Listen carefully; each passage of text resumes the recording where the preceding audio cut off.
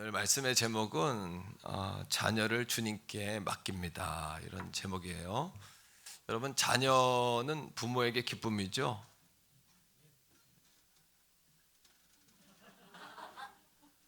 대답을 잘 하십시오. 뒤에 자녀들이 와 있습니다. 한 번 더 묻겠습니다. 자녀가 부모에게 기쁨이죠. 네. 자녀를 잉태했을 때 기쁨, 태어났을 때 기쁨, 키우면서 또 느끼는 기쁨은 아마 무엇으로 비유할 수도 없을 거예요. 맞죠? 예.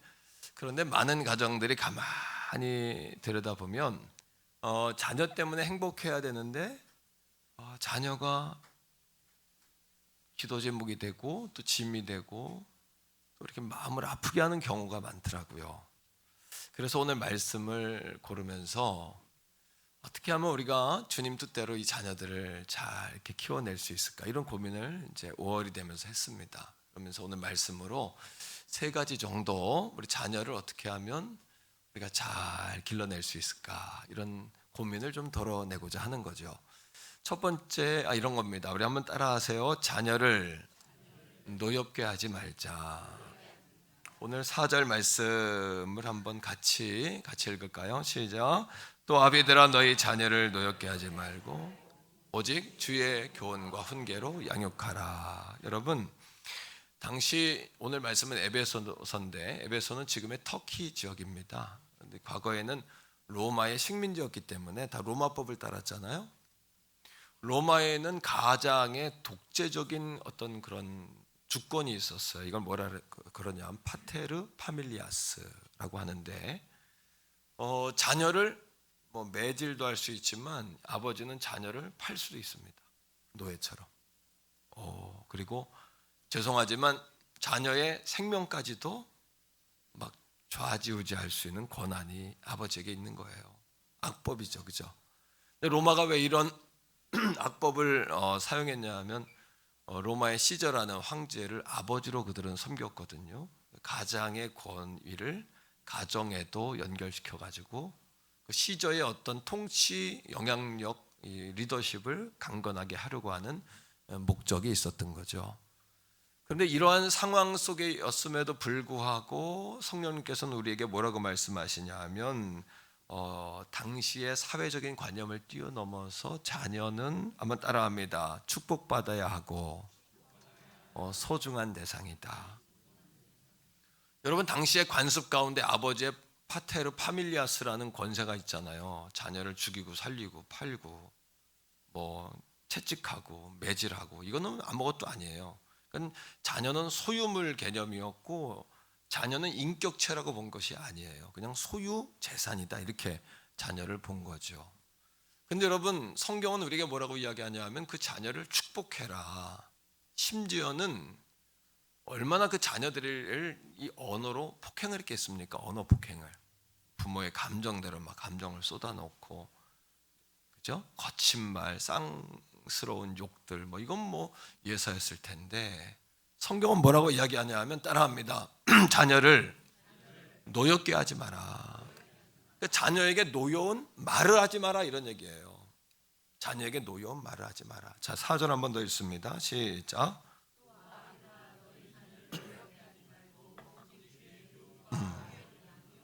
노엽게 하지 마라. 노여운 말을 하지 마라. 여러분, 기억하십시오. 기도를 통해서 우리의 감정이 걸러지지 않으면, 기도를 통해 우리 감정이 걸러지지 않으면 성령이 역사하지 않습니다. 말하기 전에 따라합니다. 기도를 통해 감정이 걸러져야 한다. 깔때기, 여과기와 마찬가지죠. 그러니까 에베소 4장 27절은 마귀에게 틈을 주지 마라, 이렇게 이야기하고는 에베소 4장 29절에게 듣는 이에게 은혜가 되는 말을 하라, 이렇게 이야기해요. 그러니까 성령, 마귀에게 틈을 주지 않는 것은, 마귀에게 틈을 주는 것은 말이에요, 말. 이 말을 통해서 상처도 주고, 말을 통해서 사람을 살리기도 하고, 말을 통해서 성령이 역사하기도 하고, 그렇다는 거죠. 에베소 4장 30절은 이렇게 이야기합니다. 성령이 근심하지 말게 하라. 따라합니다. 성령이 근심하지 않게 하라. 에베소 6장에서는 자녀를 노엽게 하는 말을 하지 마라, 라고 말하고 있는데 에베소 4장에서는 마귀가 틈타지 않게 하라, 연관성이 있는 거죠. 여러분, 엄마와 아내의 공통점이 있대요. 엄마와 아내의 공통점 뭘까요? 말을 기분 나쁘게 한다는 거예요. 기분 나쁘게 한다. 그래서 제가 남편분들에게 물었어요. 어떤 아내상이 싫으냐 그랬더니 뭐 요리 못하는 사람 아니에요. 살림 못하는 사람 아니에요. 인물이 조금 못난 거 아니더라고요. 남편들이 그렇게 이야기하는 거예요. 말을 해도 뭐하게 한다? 기분 나쁘게 한다 정도가 아니라 말을 해도 무섭게 한다. 이제 그냥 무서워지는 거예요. 아내들이, 엄마들이 무서워지는 거예요. 그래서 제가 우리 교회 성도님께 물었어요. 집사님, 왜 남편들이 그렇게 대답을 하는데 왜 이렇게 말을 해도 기분 나쁘게 합니까? 그랬더니 나를 딱 쳐다보면서 그분이 하는 말이, 나는요 틀린 말은 안 해요. 나는 원래 틀린 말은 안 해요, 목사님. 나는 평생에 틀린 말은 해본 적이 없어요. 나는 한 번 아니면 끝까지 아니에요. 거기에서 문제가 있는 거거든요. 그게 문제거든요. 한 번은 저희 아내가 저와 함께 차를 마시다가 앞에 TV를 보면서 커피를 마시고 있다가 사모님이 그러는 거예요. 혼잣말로, 남편들은 참 말을 안 들어 그래. 그래서 제가 쓱 쳐다보면서 내 얘기하는 거야? 그랬더니, 당신은 그래도 대화가 되죠.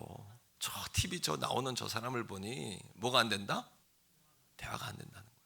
남편분들 말 좀 잘 들으세요.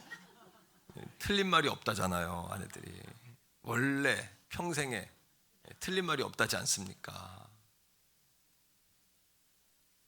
성경은 우리에게 모든 것이 가하다 그래요. 그러나 모든 것이 가하지만 모든 것이 뭐하진 않다? 유익하진 않대요.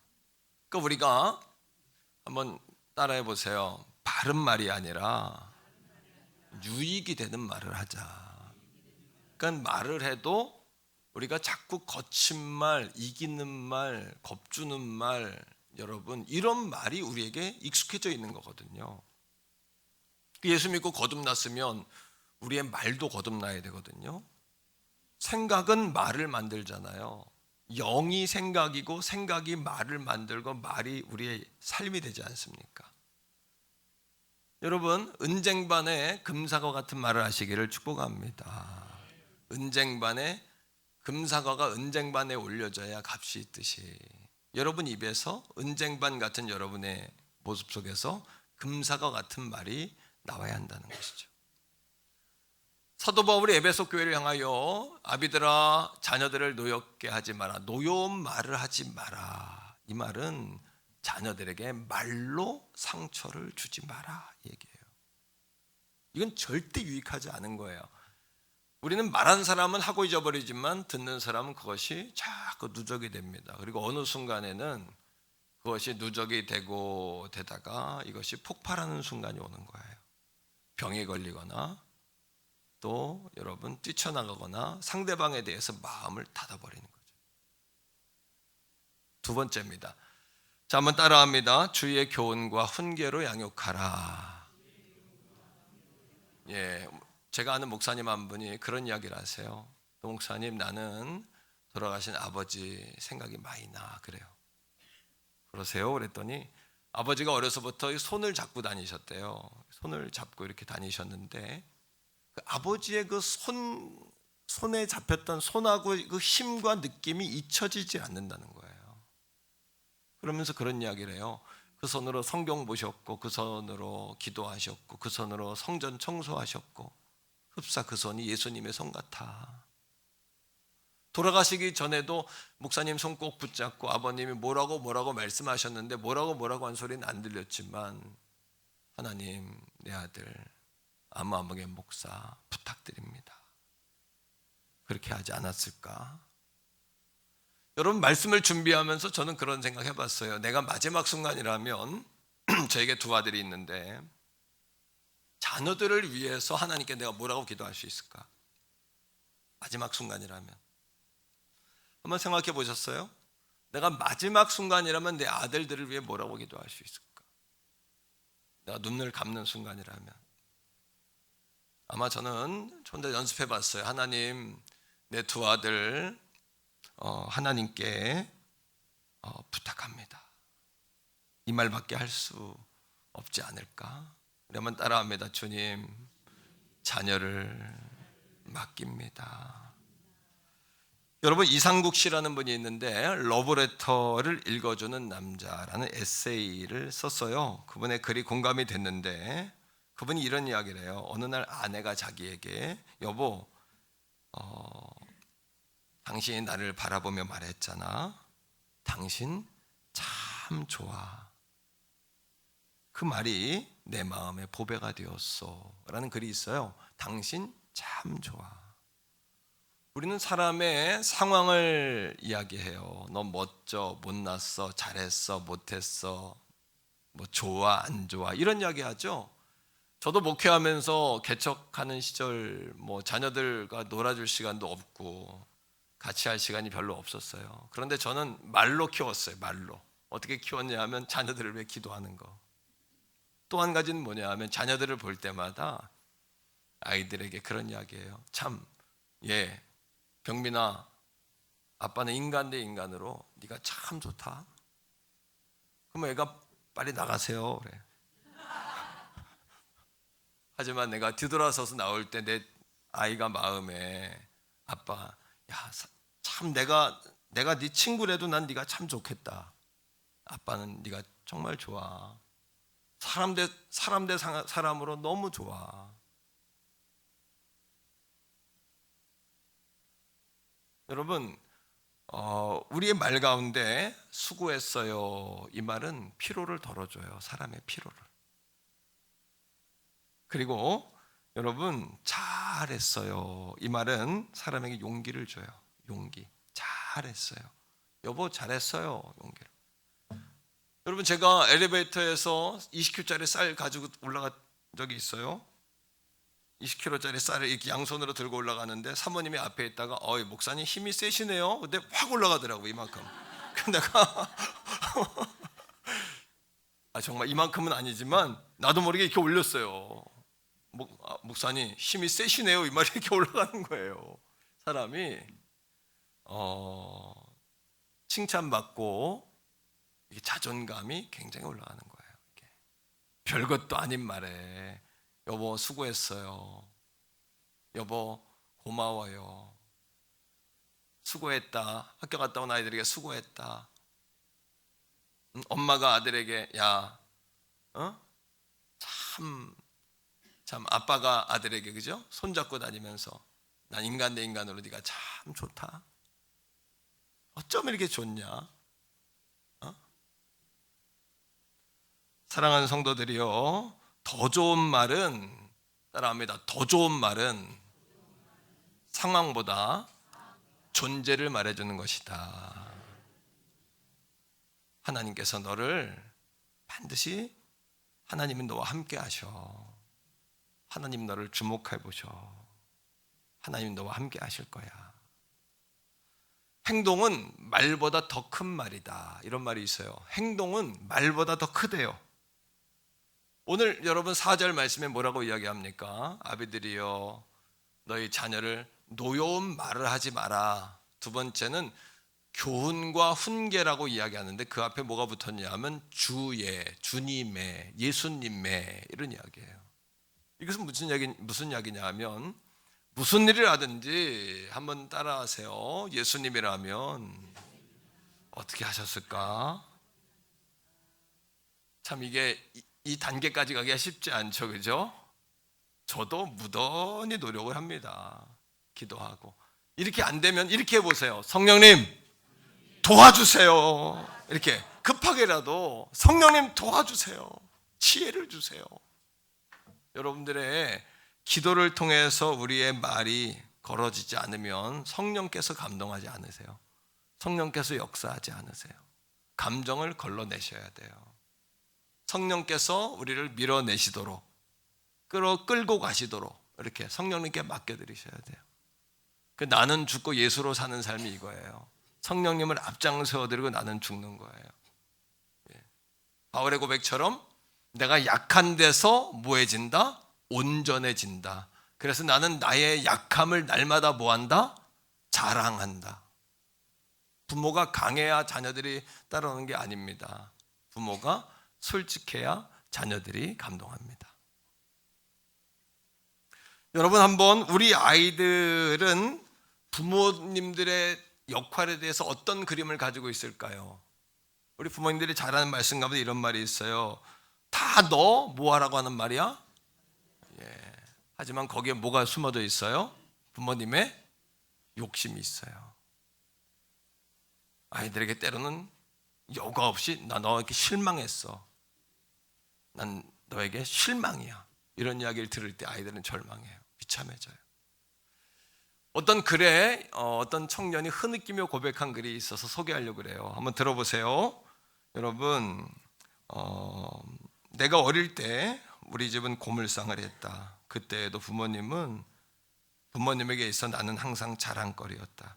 내가 학교에서 시험 점수 잘 받아오면 엄마 아빠가 행복해 하시는 것을 알고 부모님께 힘이 되어 드리고 싶어 열심히 공부했다. 그리고 내가 원하는 대학교에 입학을 했다. 그런데 대학교 합격 발표 며칠 후 아버지는 나에게 이렇게 말씀하셨다. 아빠는 내게 실망했다. 더 좋은 학교 갈 수 있었잖아.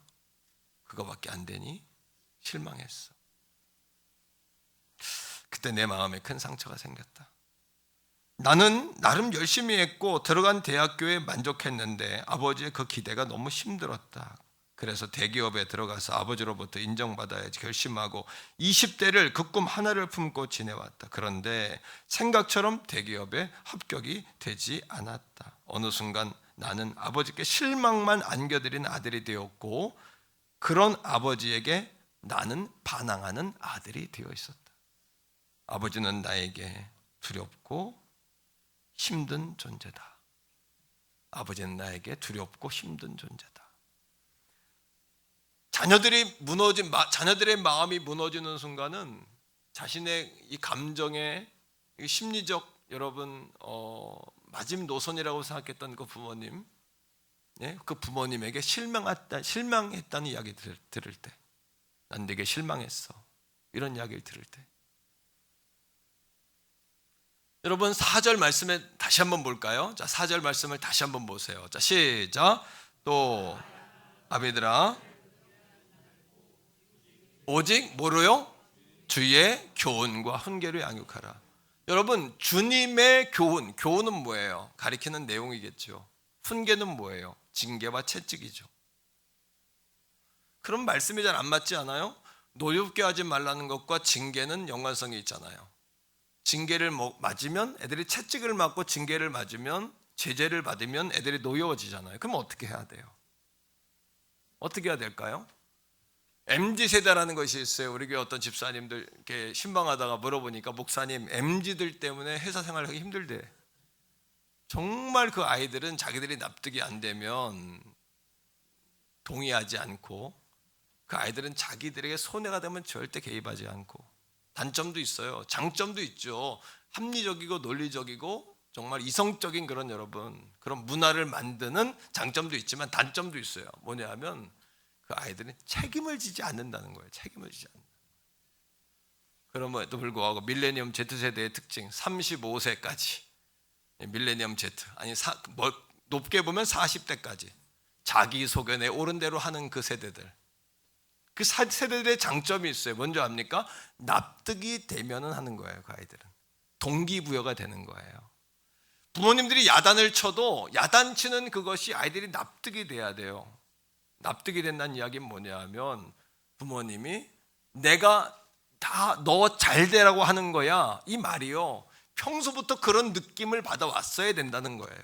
평소부터 엄마의 욕심과 엄마의 어떤 자아 성취를 위해서 내가 어느 수준까지는 가야 돼, 그렇지 않으면 난 너에게 실망할 거야, 내가 부끄러워, 이게 아니라 아이들이 납득이 된다면 순간 노엽지만 아이들에게 교훈과 징계로 양육할지라도 그 아이들이 그걸 받을 수 있다는 거죠.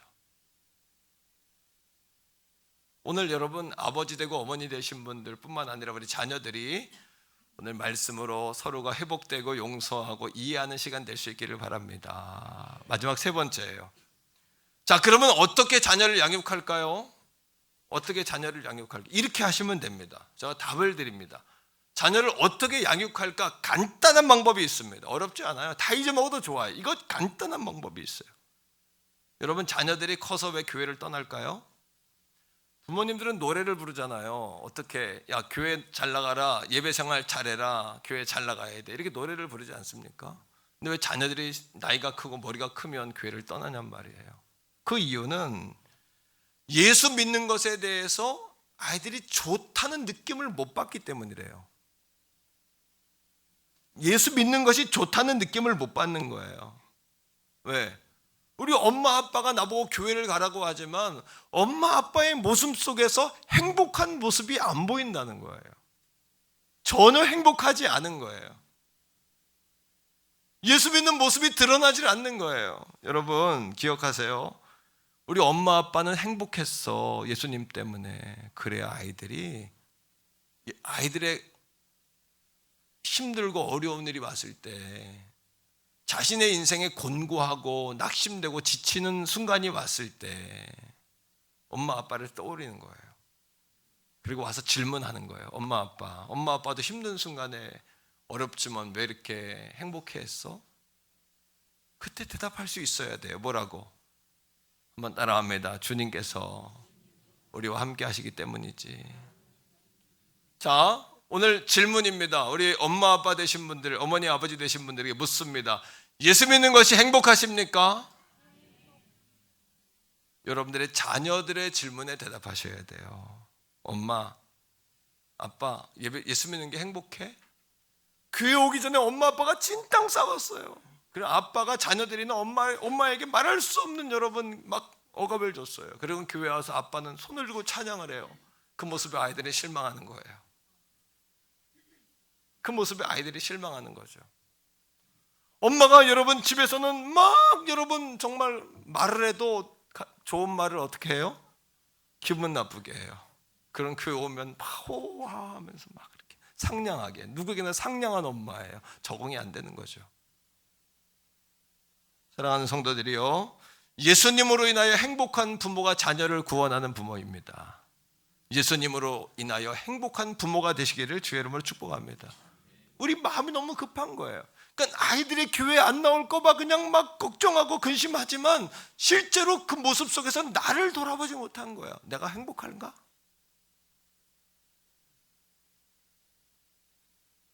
여러분, 내가 행복할까? 그 목사님 자제 중에 교회 안 나가는 자제가 많아요. 큰 문제죠. 목사님 자제 중에도 우리 아빠 엄마 보니까 목회하면서 예수 믿는 게 행복해 보이지 않는 거예요. 옆에 분에게 한번 물어봅시다. 예수 믿는 것이 행복하세요? 이렇게 물어보세요. 시작. 예수 믿는 것이. 한번 여러분들의 얼굴을 거울을 통해 보세요. 저는 이제 우리 부교육자들이 있잖아요. 부교육자들에게 말을 하고 내 방에 들어와서 거울을 봐요. 내 표정이 어땠지? 아, 그렇구나. 내가 웃지 않으면 굉장히 무서운 얼굴이구나. 그래서 제가 웃는 거예요.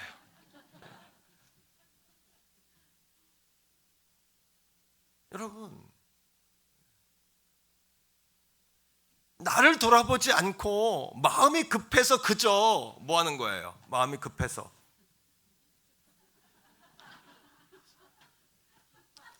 마음이 급하니까 아이들을 뭐해요? 억압하고, 부모들은 자기에게 실망하고. 말씀을 한번 읽어볼게요. 자, 신명기 33장 29절이에요. 시작. 이스라엘아, 너는 행복한 사람이로다. 행복한 사람이로다. 할렐루야. 설교하는 제가 행복해야 되겠죠, 그죠? 설교하는 제가 불행하고 속상하고 힘이 들면 은혜가 되겠습니까? 내가 행복해야 되겠죠. 저는 제가 행복합니다 말하기 전에 여러분이 아시겠죠. 예. 이스라엘이여, 너같이 구원을 얻은 자가 누구냐? 그는 너의 방패여 너의 칼이 시로다. 내 대적이 네게 복종하리니 네가 그들의 높은 곳을 밟으리로다. 우리는 행복한 사람입니다. 할렐루야. 자, 옆에 사람이 여러분의 거울이에요. 한번 딱 보세요. 여러분의 거울이 어떤지. 시작. 여러분의 얼굴을 보세요. 그리고 예배 끝나고 나갈 때 담임 목사에게 인사하고 나갈 때 내 거울이다 하고 하세요. 여러분 너무 인상 쓰고 나면 무서워요. 집에 와서 잠 못 자요. 그 장로님은 왜 인상을 썼지? 그 권사님은 인사할 때 내 눈을 왜 안 봤지?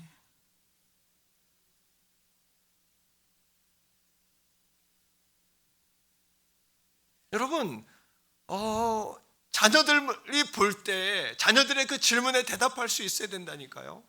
엄마 행복해? 교회 다니는 거 행복하냔 말이야. 아빠 교회 다니는 거 행복해? 이 질문에 대답할 수 있어야 돼요. 그러면 자녀들이 언젠간 질문한다니까요. 엄마 아빠는 그럼에도 불구하고 어떻게 행복했어? 예수님 때문이지.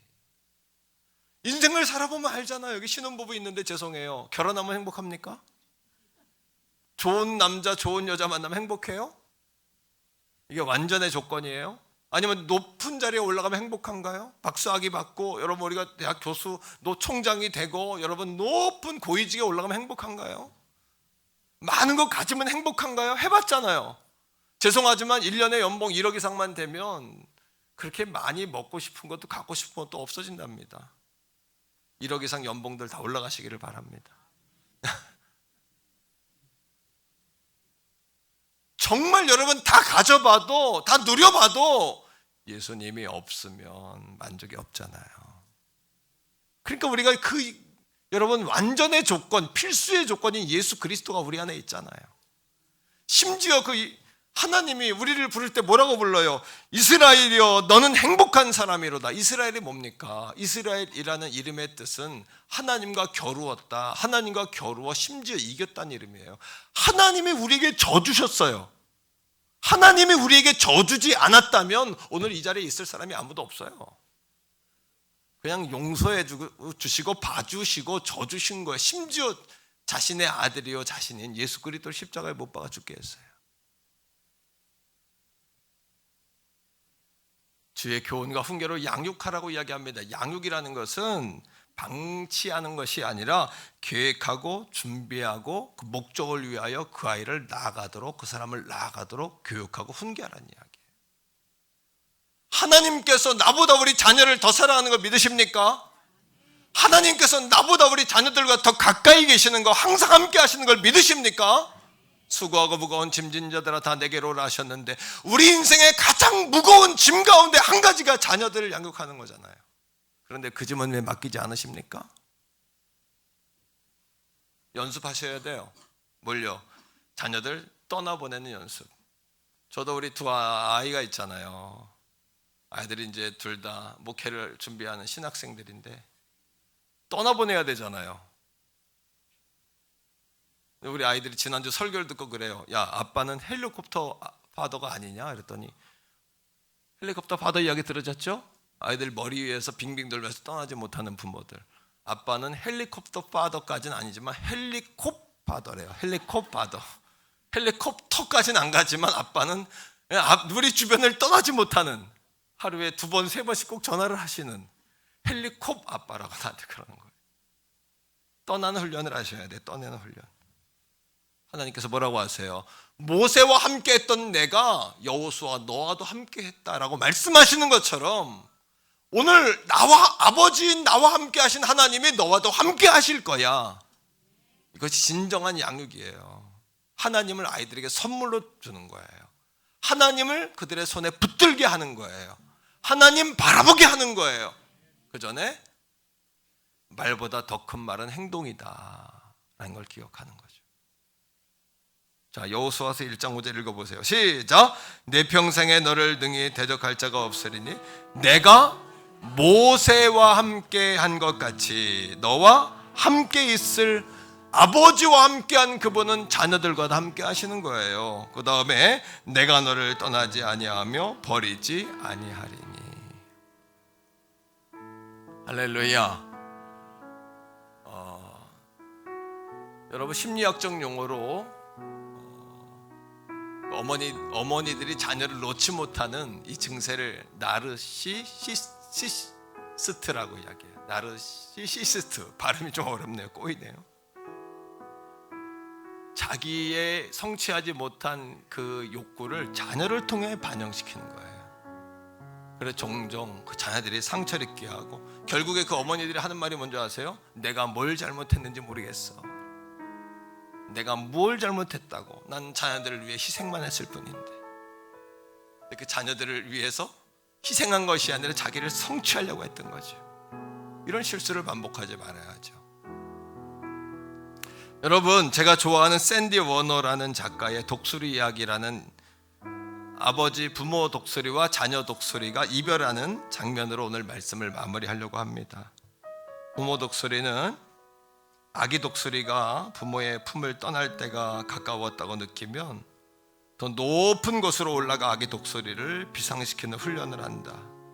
그리고 아기 독수리의 곁을 나르며 이렇게 말한다. 넌 이제 혼자 날 수 있어. 혼자 날아야 돼. 엄마 아빠 없이 혼자 날아야 돼. 자녀들을 떠나보내는 훈련을 하세요. 어려서부터 혼자 날아야 돼. 혼자 날 수 있어. 하나님이 너와 함께 하셔. 아멘. 자녀를 양육한다는 건 자녀를 끌어안으라는 이야기가 아니에요. 떠나보내라는 이야기예요. 믿음 안에서. 자, 그래서 이렇게 이야기해요. 다음에 우리는 내가 날아가는 그 멋진 모습을 저 높은 곳에서 지켜볼 거야. 산꼭대기에서 너를 지켜보고 있을 거야.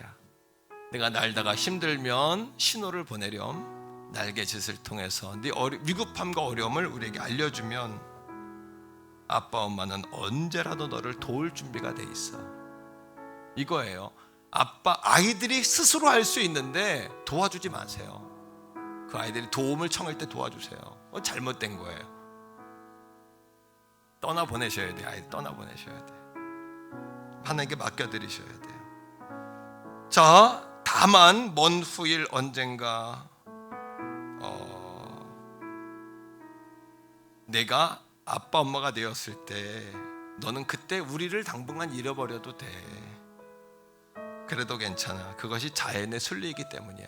그 아이들도 자기의 자녀들을 키우기 위해서 부모를 잊어버릴 수도 있다는 거예요. 이게 자연의 순리입니다. 이게 서운해하지 마세요. 부모님들, 그 자녀들에게 집중할 수 있도록 놔두세요. 그리고 그 글에서는 계속해서 이렇게 이야기해요. 다만 먼 후일 언젠가 우리가 보고 싶으면 넌 저 광야의 골짜기로 내려오면 돼. 거기서 넌 너의 늙은 아빠 엄마 독수리를 다시 볼 수 있을 거야. 아빠 엄마는 늙으면 더 이상 이 높은 산꼭대기에 살 수 없거든. 늙어서 산꼭대기에 살 수 없으니까 저 골짜기에 내려가 있을 거라는 거죠. 그리로 찾아오면 된다. 엄마 아빠 자녀를 키우기 위해서 모든 진을 다 빼고 빼짝 마른 뼈만 남은 앙상한 몰골을 하고 골짜기에 앉아 있을 때 그리로 찾아오면 돼. 그때에도 우리는 너를 알아보고 너의 멋진 비상을 응원하며 박수를 보내고 있을 거야. 그리고 마침내 부모 독수리는 그동안에 익숙했던 둥지를 해체하는 작업을 시작합니다. 그리고 아기 독수리를 사정없이 절벽에서 앞으로 밖으로 밀쳐버리는 거예요.